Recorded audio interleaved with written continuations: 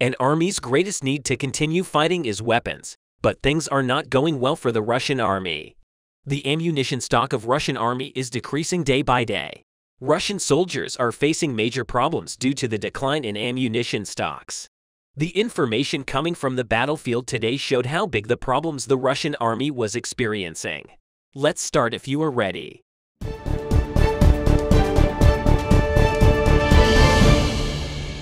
There are many reasons for the ammunition crisis in the Russian army.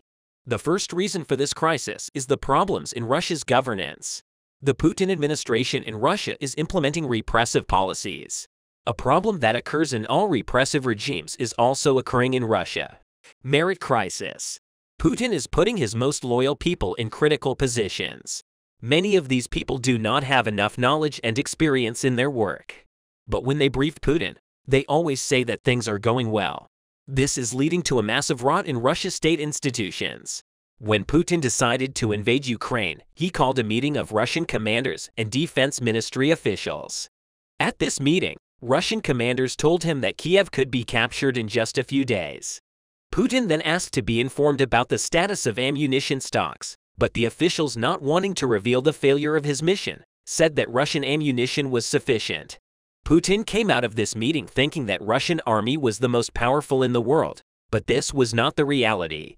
Soon after the Russian army began its invasion of Ukraine, the truth began to emerge. The number of weapons in the Russian army was not enough for a long war. The Russian army started to distribute very few bullets to the soldiers because it was feared that the stock of the bullets would run out. All arms factories in Russia increased their production. But none of these production was enough because the Ukrainian army managed to establish a huge superiority on the battlefields. The Ukrainian army has been conducting strategic operations targeting ammunition depots of the Russian army. The missiles and weapons in these depots began to be destroyed. The losses of the Russian army were increasing day by day. The Kremlin was especially alarmed by the huge drop in the number of tanks. The strongest part of the Russian army was its tanks. These tanks have very effective cannon systems. The shells fired from the tanks could kill many soldiers. The Russian army thought that no army could resist these tanks, but the Ukrainian army discovered their weakness. The barrels of the Russian army's tanks could turn 360 degrees, so they were prepared for any attack from the environment. However, the total inclination of the tank's barrels was only 30 degrees. This left the Russian tanks completely vulnerable to airstrikes. Russian tanks have very strong armor systems. However, when the tank's barrels are damaged, it becomes impossible to fire. The Russian military did not pay much attention to this problem because it was not thought that any fighter jet could carry out attacks precisely enough to target the barrel of a tank. The Ukrainian army also has very fighter jets. This led Putin to rely too much on tanks. But there was one thing Putin did not calculate. Ukrainian army drones are highly accurate. These drones are supported by cameras and artificial intelligence systems. This makes it possible to hit the target with pinpoint accuracy. Ukrainian soldiers managed to damage the barrels of Russian tanks using these drones. This renders the Russian tanks unusable. These clever attacks by the Ukrainian army are causing great damage to the Russian army. The Ukrainian army is also conducting operation against Russia's weapons stockpiles, according to the latest data shared by the Ukrainian Defense Ministry. The total ammunition losses of the Russian army are as follows: 3,436 tanks, 6,723 armored fighting vehicles, 2,463 artillery systems, 480 ADAR, XV-253, air defense equipment, 303 aircraft, 289 helicopters, 2098 operational tactical level, WAV-873 cruise missiles, 18 ships and boats, 5,330 automotive equipment and tankers, and 246 special equipments. The exact number of ripples and bullets destroyed is unknown. However, it is known that the biggest ammunition problem of the Russian army is in guns and bullets. The Russian army tried an interesting solution when it did not have enough weapons to distribute to the soldiers. Arms depots from the Union of Soviet Socialist Republics, were opened. All the weapons in these warehouses were distributed to the Russian soldiers. However, most of these weapons were rusted. In addition, the effectiveness of these weapons, which were produced according to old technology, was very low. These weapons, which often jammed, caused the Russian army to suffer more losses. Russian soldiers received only 50 rounds of ammunition for these weapons. Such a small number of shells has left Russian soldiers helpless in some war zones in Bakhmut, where fighting has been going on recently. Both armies are fighting at close distances by digging trenches. British intelligence announced that something very interesting happened during the fighting in this area. According to British intelligence, Russian soldiers started using shovels when they ran out of bullets. Many Russian army soldiers were killed in hours-long fighting in backwoods. The surviving soldiers continued the fighting, using the bullets of that soldiers. But after a while, the Russian soldiers ran out of bullets completely. Desperate Russian soldiers hid in the trenches. But in this area, there were about 100 meters between Russian trenches and the Ukrainian army trenches. Thinking that all the Russian soldiers in the trenches were dead, the Ukrainian soldiers started moving towards the Russian trenches. They planned to infiltrate the Russian army trenches and seize Russian weapons. But when the Ukrainian soldiers entered the Russian trenches, they found something very interesting. Russian soldiers tried to attack Ukrainian soldiers with the shovels they used to dig trenches. Russian soldiers trying to hit the Ukrainian soldiers with shovels looked like desperate. Ukrainian soldiers managed to neutralize Russian soldiers who were fighting using shovels. However, they were all quite surprised that the Russian soldiers had to use shovels. This incident revealed the accident of the ammunition crisis in the Russian army. Russian soldiers don't even have enough weapons to fight. Russian soldiers want more bullets and modern weapons, but the Putin administration cannot do anything about it. Russia cannot buy weapons because of the sanctions imposed by Western countries against Russia. The Russian army, whose stockpile of weapons is dwindling day by day, is having difficulties to continue the war. Expert analyzing the reports published by British intelligence emphasized that the Russian army may soon have to withdraw from this war because Russia cannot find enough equipment to fight. What do you think about the ammunition crisis in the Russian army? What do you think about the Ukrainian army destroying Russian ammunition depots? Do you think Russian soldiers will mutiny if they don't have enough ammunition? How do you think the ammunition crisis in the Russian army will affect the war? More than 600 kilometers from Moscow, Belgorod has been plagued by derelict attacks, explosions and Russian-friendly fire since the conflict broke out. While the effects of Russia's war are seen in daily life in Moscow and St. Petersburg, the roar of distant explosions is felt underfoot in Belgorod. The sound of conflict is heard in towns and cities. An anti-Kremlin militia allegedly crossed through Ukraine last week to attack 2 villages along the border. The attack on Russian territory by opponents of the Kremlin was unprecedented. The next morning, some of the attackers were still not displaced. According to the footage provided by the attackers themselves, several dozen men from armored vehicles were involved, as well as the Russian formations fighting for Kiev. The attackers launched an operation in the late hours with artillery and drone attacks on several border areas. The operation was carried out by 2 separate groups of Russian fighters opposed to the regime of Vladimir Putin. These fighting groups are the Freedom of Russia and the Russian Volunteer Troops.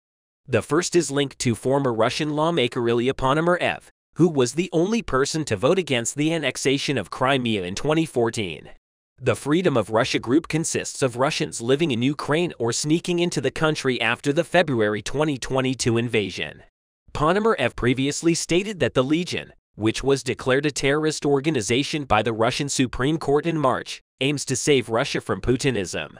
The latter is led by Denis Nikitin, a figure in hooligan circles and neo-Nazi movements in Russia and Germany. It was this group that led the attack on the Bryansk region in March. Alexei Baranovsky, one of the representatives of Russia's Freedom political arm, said that this attack was the first joint operation of the 2 formations. Also, a Russian anti-Vladimir Putin militia that crossed into the Belgorod region the other day said it destroyed Russian military equipment after the regional governor announced that he had evacuated thousands of residents. Russia's Freedom Legion formed weeks after the start of the Ukrainian war. Posted on its social media channels, aerial footage and photographs in which Putin's army in the Belgorod region claimed was disarmed. This group announced on Twitter that they destroyed the 2 S-4 self-propelled mortar and Kamaz with their ammunition.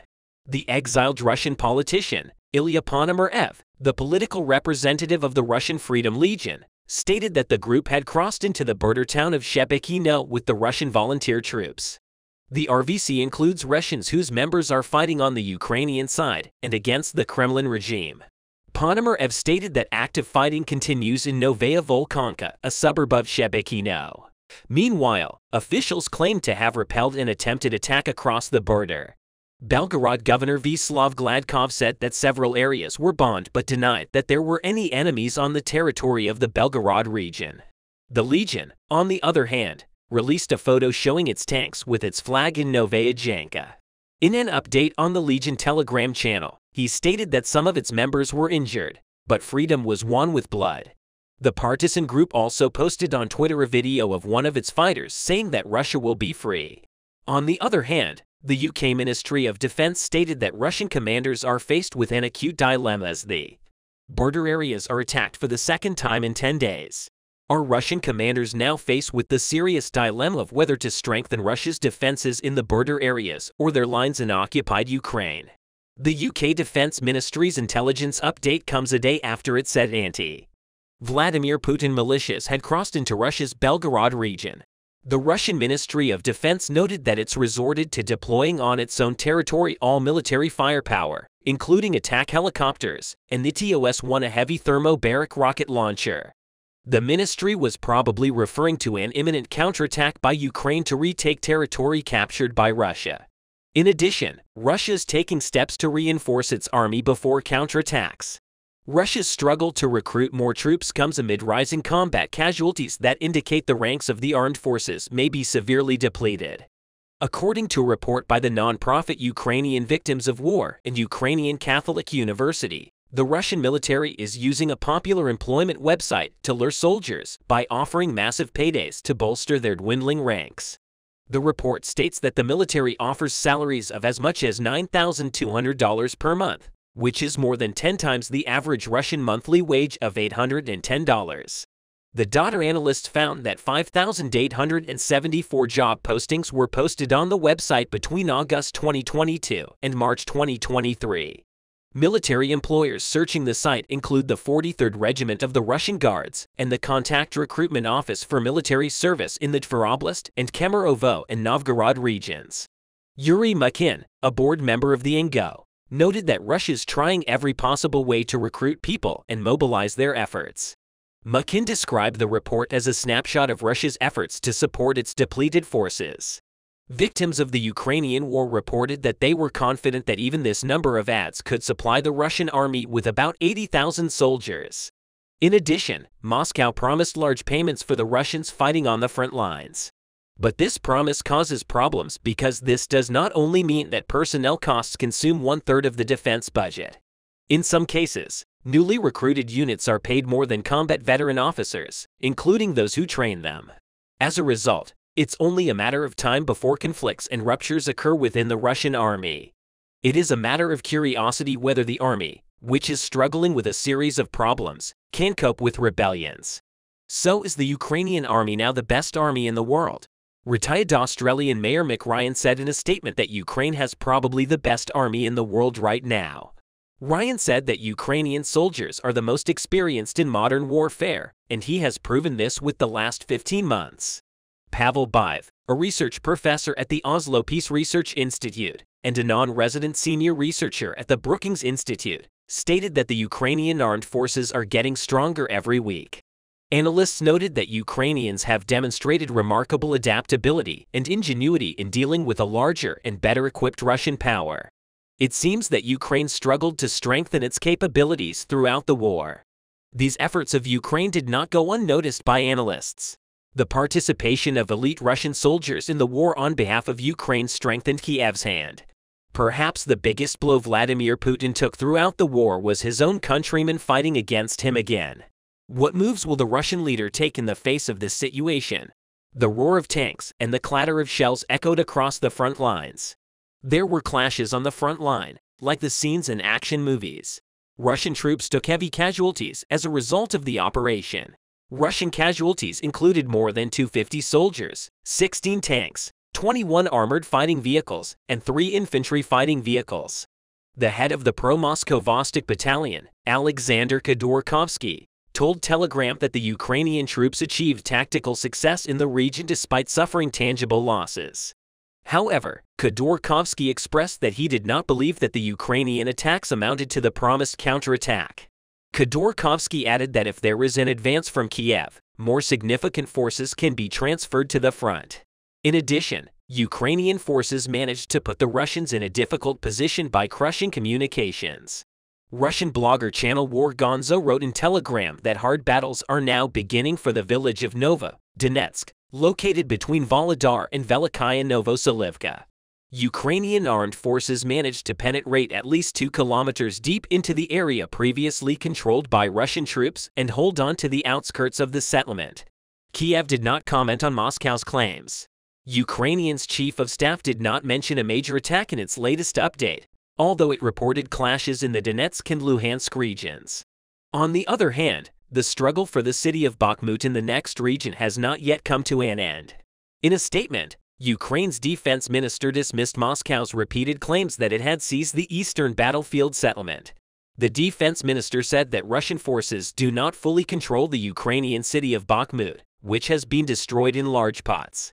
Oleksiy Reznikov stated that they use Bakhmut as a fortress to reduce Russia's offensive capacity. The disputed city of Bakhmut was the scene of the fiercest fighting of the war in Ukraine so far. For months, a settlement of little strategic value. Both sides fought for control of it because of its symbolic significance. In late March, U.S. Chief of Staff General Mark Milley stated that the city had become a massacre fest for Russian forces. The General Staff of the Ukrainian Armed Forces wrote in a Facebook post that Russian fighters are continuing offensive operations in the region.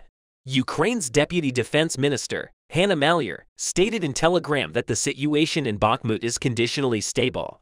Heinmeier added that Ukraine controls lands on the southwestern outskirts of the city. As is known, the fighting in Bakhmut was largely carried out by Wagner mercenaries led by the Russian oligarch and founder Yevgeny Prigozhin. However, the Institute for War Studies reported that the Russian military probably greatly relieved the Wagner Group forces in Bakhmut. Prigozhin said in Telegram that 99% of Wagner fighters left Bakhmut and were replaced by conventional Russian troops. In an intelligence update on Twitter, the UK Ministry of Defense stated that Russia sent regular troops to Bakhmut while Wagner troops were withdrawn to the rear areas. The Russian Defense Ministry had previously reported that airborne units, also known as VDV, were deployed to Bakhmut to support Wagner operations. Elements of the 76th and 106th Divisions and 2 separate VDV brigades are currently deployed to the sector. On the other hand, the Ukrainian Air Force carried out 15 attacks on Russian personnel clusters last day. Ukrainian Air Force destroyed 6 Russian reconnaissance UAVs. Missile and artillery units struck 3 Russian command posts, 2 gun and military concentration areas, 4 ammunition depots, 2 anti-aircraft missile systems, and 4 electronic warfare stations were blown up. In addition, Russian forces used 101 Kh-555 air-launched cruise missiles and shot Iranian-made warplanes. The forces and vehicles of the Ukrainian Air Command, in cooperation with the air defense units of other components of the Ukrainian Armed Forces, destroyed 4 of the 6 101 Kh-555 cruise missiles. 6 of the 8 Shahid UAVs were also destroyed with accurate hits also on land. Russian forces continue to lose men at a steady rate. The Russian military, the Wagner Group, private military company and pro-Russian separatist rebels lost nearly 400 men and dozens of heavy weapons systems. The Russian army lost about 208,000 soldiers, 313 combat attack bomber and transport aircraft, 298 attack and transport helicopters, and 3,802 tanks.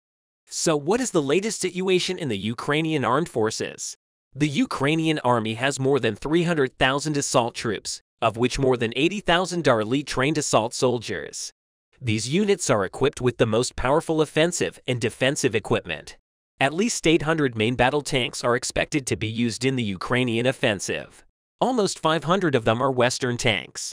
In addition, thousands of heavily armored combat vehicles will serve the Ukrainian forces in the counterattack. Let's recall the Western aid to Ukraine, which is expected to play an important role in the counteroffensive. The U.S. is shifting 31 of the Abrams tanks, and the U.S. has confirmed 90 Strykers will be shipping soon. Other vehicles recently donated by the U.S. include 109 more Bradley infantry fighting vehicles.